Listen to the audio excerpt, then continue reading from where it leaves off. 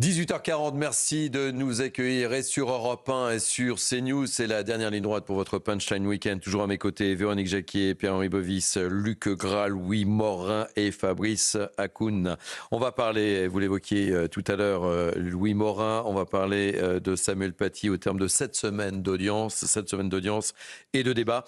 La Cour d'assises spéciale de Paris va rendre ce soir son verdict dans le procès de l'assassinat de cet enseignant. Il est attendu aux alentours de 20h. En attendant, on va retrouver notre journaliste police-justice, Tanguy Hamon, qui est sur place au tribunal. Bonsoir Tanguy.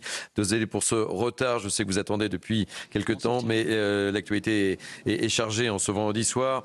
Est-ce que vous pouvez nous rappeler les enjeux de ce verdict à venir, Tanguy Hamon ?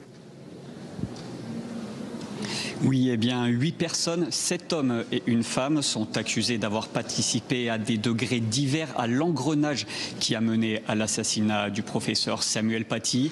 Ils encourent entre 30 ans de réclusion criminelle et la réclusion criminelle à perpétuité, mais les réquisitions du parquet national antiterroriste ont été beaucoup plus faibles, avec des peines demandées allant de 18 mois de prison avec sursis seulement à 16 ans de réclusion. Des réquisitions incompréhensibles pour les parties civiles qui estiment que les accusés, à l'exception d'un seul d'entre eux, n'ont jamais été capables de reconnaître leur tort durant le procès, que ce soit les auteurs des vidéos qui ont fait s'embraser la situation, que ce soit les amis du terroriste qui l'ont accompagné la veille de l'assassinat pour acheter des armes. Eh bien, aucun d'entre eux n'estime avoir une part de responsabilité dans la mort de Samuel Paty. Plusieurs avocats de la défense ont d'ailleurs plaidé l'acquittement au cours du procès, et c'est pour cela que le verdict est particulièrement attendu ce soir, pour savoir si la justice va être capable de punir fortement ou pas les mis en cause. Merci beaucoup Tanguy Hamon avec Timothée Forget depuis la Cour d'assises spéciale de Paris. Et on attend avec impatience évidemment ce verdict ce soir aux alentours de 20h. J'ai peur que l'on soit déçu, je le disais, mais il y en a une qui a peur également d'être déçue et qui a peur d'être dupée carrément. Hein. C'est Mickaëlle Paty, la sœur de Samuel Paty. On l'écoute et on réagit juste après. Depuis 4 ans, on nous soutient que on va juger prochainement, donc, le procès qui vient de se terminer, les vrais méchants de l'histoire. On nous a servi également cela au procès des mineurs, où, vous inquiétez pas, vous êtes peut-être déçus de la clémence des juges. Il y aura une forme de rattrapage au jugement des adultes. Sauf qu'à l'heure actuelle, si ce qui est proposé est confirmé ce soir, je considérerais qu'on a été dupé. Elle a raison d'être inquiète, Mickaëlle Paty, Pierre-Henri Bovis. C'est un procès. Comment ? Peur d'être dupé, dit-elle. C'est un procès. C'était un procès hors norme qui est aussi le procès de la liberté d'expression, la liberté d'un professeur de s'exprimer en cours. C'est un procès qui était particulièrement intense, notamment aussi avec des mises en cause qui n'ont pas soit n'ont pas assumé, soit n'ont pas effectivement eu les propos espérés par les parties civiles. Donc c'est un verdict qui est très attendu, effectivement, pour voir si, d'une part, les jurés ont pris conscience aussi de la gravité, de l'extrême gravité de ces faits, et de l'espérance aussi des parties civiles qui attendent aussi ce verdict-là pour faire leur deuil. Dans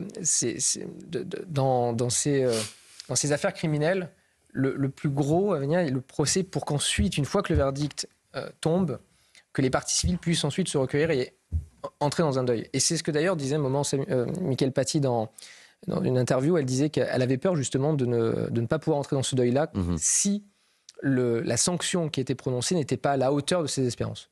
Je crains qu'on soit déçu par les sanctions, Louis Morin, ce soir. Oui, c'est fort malheureusement à craindre, mais justement, je voudrais rebondir au propos tout à fait juste de maître Pierre-Henri Bovis, mais vous avez évidemment le rôle de la justice qui est extrêmement important pour les victimes, pour leur permettre de faire leur deuil, mais la justice, elle est aussi là pour protéger la société. Et en l'occurrence, la question qu'on peut se poser, si jamais les peines ne sont pas suffisamment fermes... Si elles ne sont pas à la hauteur. Si elles ne sont pas à la hauteur, c'est est-ce qu'elles permettront réellement de faire prendre conscience de la gravité des complicités. C'est finalement ça l'objet des peines que l'on va avoir ce soir, c'est la dissuasion de la peine qui permettrait à ce moment-là de protéger la société et d'éviter que ce type de situation ne se reproduise. Véronique Jacquier. Il me semble qu'il y a une part manquante dans ce procès. D'abord, on n'en a pas beaucoup parlé, sauf sur CNews, mais il n'y a pas eu de compte rendu d'audience comme il y en a eu, par exemple, pour l'affaire hors norme au centre de Madame Pellicot.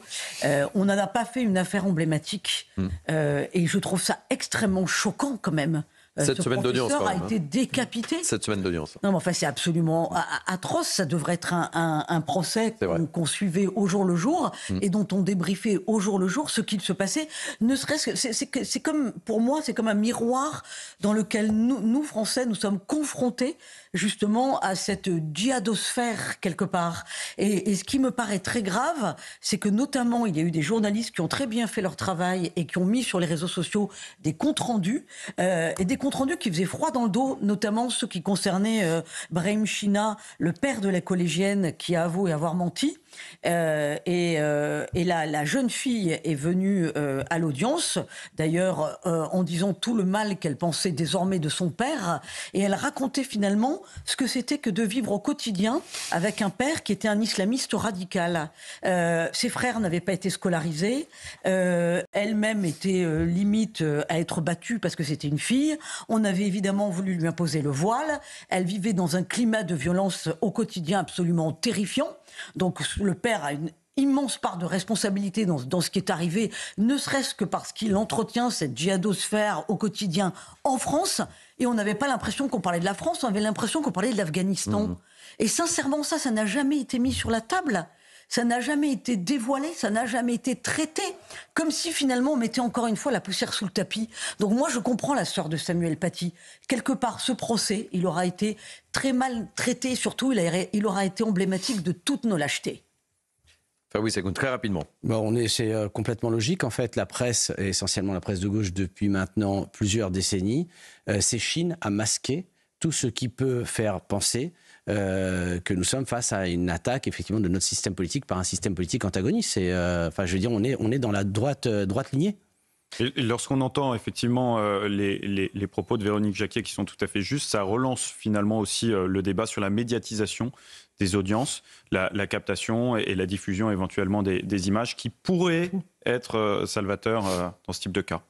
Allez, il nous reste 7 minutes. J'allais dire, j'ai essayé de vous trouver un sujet plus léger dans cette actualité très lourde. Et c'est pas si léger que ça. On va prendre la direction de Beaucaire. Je me tourne vers Véronique Jacquier. Vous allez comprendre pourquoi. Je vais vous parler de Beaucaire, puisque dans le Gard, le tribunal administratif de Nîmes ordonne au maire de Beaucaire, on en a beaucoup parlé, Nelson Chaudon, de